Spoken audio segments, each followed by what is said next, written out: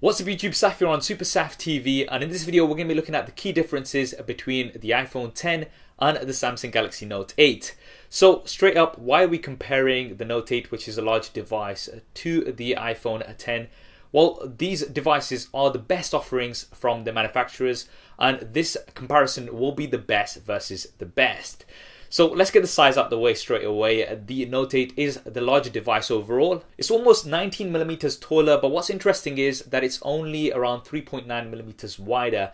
Now that does come down to the curved sides of the Note 8, which we'll be talking about in a little bit, and it's also around 0.9 millimeters thicker. In terms of the weight, 21 more grams on the Note 8. And all of these reasons are because the Note 8, as expected, has a larger display, 6.3 inches versus 5.8 inches on the iPhone X. Now, both devices have minimal bezels, which is great to see. 2017 is definitely the year of minimal bezels. You've got large displays without increasing the size of the bodies too much. And both devices also have OLED technology, which means you're going to be getting vibrant colors as well as deep blacks. Up until now, iPhones have been having LED backlit displays, which are good, but they're never as good as OLED displays. This time we finally have an OLED display, and it's going to be comparable to the Note 8. In terms of resolution, however, the Note 8 does have a higher resolution even with that larger display, so that's 2960 by 1440, and that comes to roughly about 522 ppi. The iPhone X has a 2436 by 1125 pixel resolution. Apple always do that with some of these random numbers, which I do not get. And that's roughly about a 558 pixels per inch density. Now, both of these do have a very high pixel density. The Note 8 edging out here slightly. So if you do have the device up close, and if you're going to be using it for things like VR, then the Note 8 is going to be a little bit better because of the high pixel density. Now, the iPhone X does have 3D touch. Now, that is a pressure sensitive display, so you can press hard anywhere on the display and it's going to give you more options and things. On the Note 8, you only have the home button area, which is pressure sensitive and you can press down hard on. The iPhone X now has a swipe up feature to go home. So that's a change here because there is no longer space for a home button. Now, moving on to the builds, they've never been so similar. We've got metal frames with glass panels on the front and back. So both of these very, very premium. The Note 8, however, is curved from the front as well as the back, and this, as we were discussing earlier, does give it a larger display with a narrower body than you would expect for this screen size. Both of these devices have water and dust resistance, IP68 on the Note 8 and IP67 on the iPhone X. It's great that both of them do have this feature. In terms of colors, you do have some more color options available on the Note 8 compared to that of the iPhone X. Now, moving on to the internals, the Note 8 has some of the fastest processors available on the Android side. So you've got the Snapdragon 835 or the Exynos 8895 depending on your location, with 6 GB of RAM. The iPhone X has Apple's brand new A11 Bionic chip. Now, this is supposed to be very, very fast and efficient, and it also supports augmented reality, which should be really good. It'll be interesting to see how Apple implements this going forward. But in terms of speed differences and things, we are going to have to do some speed tests side by side of both devices to see which one is better. If you guys want to see that, then make sure you have subscribed to the channel. In terms of RAM, we're not sure exactly how much RAM the iPhone X currently has. Moving on to storage, the Note 8 comes in 3 different sizes: 64, 128 or 256 GB options. You can expand that storage as well, so you do have a micro SD card slot, which is definitely nice to have. On the iPhone X, you've got either 64 or 256 GB options. You cannot, however, expand the storage on the iPhone X, as you've never been able to do on iPhones. So the Note 8, in terms of storage, would get the advantage here. Now, moving on to the cameras, things are very similar here in terms of the setup. We've got dual 12 megapixel cameras on both of these, which both support optical image stabilization. And they also work in a similar way, where you're going to get a wide angle camera as well as a telephoto camera, which is going to give you 2x optical zoom. you've got an f1.7 aperture versus f1.8 on the iPhone 10 when it comes to the wide angle camera, but when it comes to the telephoto camera, both of these have an f2.4 aperture. Both devices also have a feature to blur the background on images. It's called live focus on the Note 8, and on the iPhone 10 it's called portrait mode. Now on the Note 8 you can blur the background after the fact. This is something you can't do on the iPhone 10. However, the iPhone 10 does have a portrait lighting feature, which is going to be in beta initially, and it's going to let you adjust the lighting effect of your images. It looks very promising. You will be able to adjust the lighting after the fact too. With the Note 8, it does take images from both the wide angle as well as the telephoto camera. This is definitely useful, so you've captured both of those in case you do want to get the wide angle shot too. Now obviously we'll be doing a super SAF style camera comparison as soon as the iPhone 10 is out commercially. And if you want to see that first, then make sure you have subscribed and switch on notifications. Now moving on to video, this is where things get interesting once again. The Note 8 takes some great video. I've done lots of camera tests here on the channel, so definitely do go ahead and check those out. And you've got 4K at 30 frames a second. You've also got slow motion at 720p at 240 frames a second. Now the iPhone 10 actually looks very impressive with 4K at 60 frames a second and 1080p video slow motion at 240 frames a second. Now this looks very, very promising, and I can't wait to test out the iPhone 10 because of the video features that it has.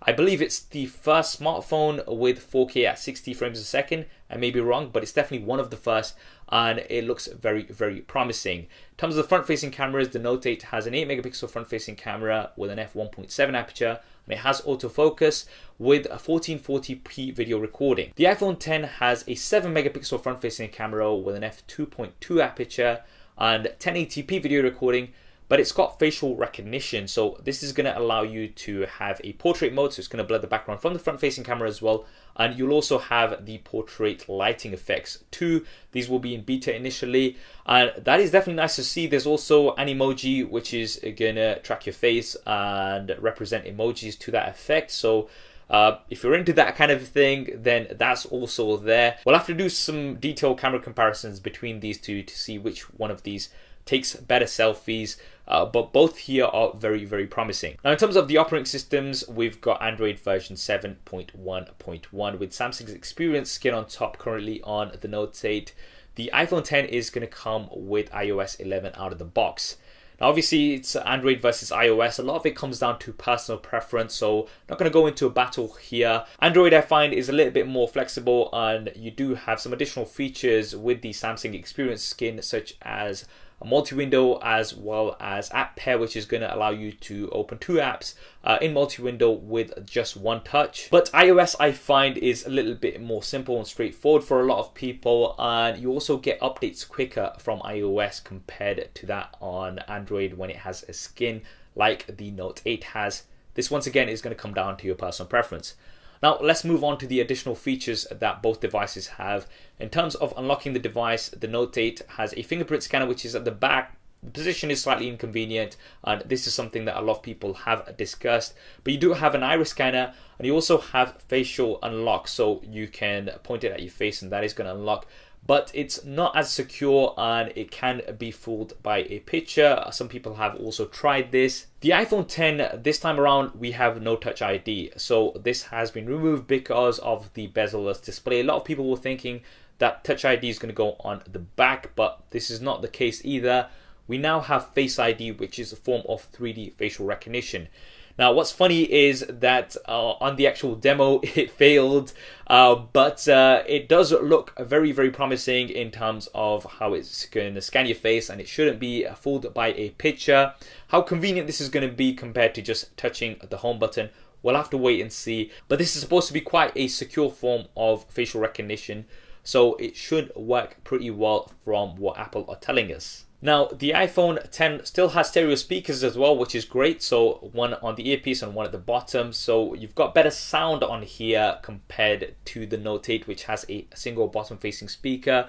You don't have a 3.5mm headphone jack on the iPhone 10. However, this is something that you do have on the Note 8. Now, although you will get the dongle on the iPhone 10, which is going to go from Lightning to the 3.5mm, it can be inconvenient for a lot of people and just something to consider. On the Note 8, as well as the 3.5mm headphone jack, you do get AKG earphones out of the box, which do sound pretty good. For the personal assistants, you've got Siri versus Bixby. Now, this would take a bit more of a detailed video in terms of which one of these perform better. I've been playing around with Bixby, and it does allow you to take some deep actions, which I hope Siri will be getting at a later point. The Note 8 does have the S Pen as well. This is a unique feature and not something that you're going to find on many of the devices. It can be very, very useful. It's got features such as off-screen memo, which is going to let you jot down a quick memo on the display even when it is off, and that's going to stay on there because of the always on display. You've got live translate, so you can hover over things and it's going to translate those in real time, and it's also going to convert currency for you. And generally with the S Pen for signing documents and things like that, this is going to be quite useful. You've got nothing like this on the iPhone side. Now, moving on to the batteries, the Note 8 has a 3300 mAh battery. It supports fast charging as well as fast wireless charging. With the iPhone 10, we're not sure of the exact size of the battery as yet. Apple have said you're going to get 2 more hours of standby time on it compared to the iPhone 7. So it's difficult to say what the exact size of the battery is and how it's going to impact because of the high resolution display. We'll find out what the exact size is once somebody pops open an iPhone 10, which is not going to be anytime soon. But the new thing on the iPhone 10 is that it does support wireless charging. This is the first on the iPhone side, so it's great to see that we now have wireless charging. It also supports fast charging. This is something that wasn't really mentioned on the keynote, but something that was briefly highlighted on the notes. What we will do is we'll do some more battery tests and things as soon as we've got the commercial version of the iPhone 10 in hand, and we'll also do some charging speed tests to see which one of these charges faster.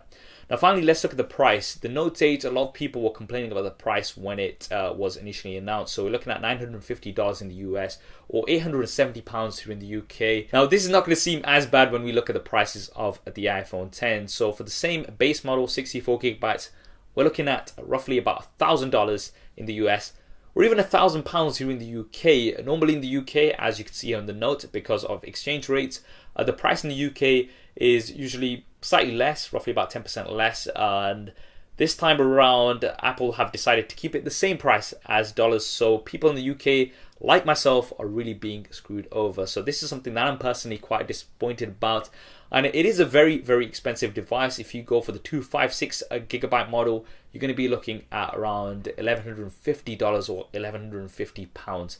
So a very, very premium but very expensive device here on the iPhone 10. The Note 8 definitely also expensive, but it is a little bit cheaper compared to the iPhone 10. In terms of release, the Note 8 is shipping worldwide from the 15th of September. Some people have already got it. I've currently got mine. With the iPhone 10, it's going to be available for pre-order from the 27th of October, a day after my birthday. So hopefully I'll get a lot of money for my birthday, because this is definitely going to set me back. And it's going to be releasing on the 3rd of November. So those are the dates that you need to put into your diaries. So there we have it, guys, the Samsung Galaxy Note 8 versus the iPhone 10 comparison. Both very, very premium devices with a premium price tag. What do you guys think of these devices? Which one would you go for? Definitely drop me a comment below and let me know. I hope you enjoyed this video and found it useful. If you did, then please do hit that thumbs up button for me. It really does help me out. If you haven't already, then be sure to subscribe and switch on notifications. There's plenty more content coming up on here. Thanks for watching. This is Saf on Super Saf TV. I'll see you next time.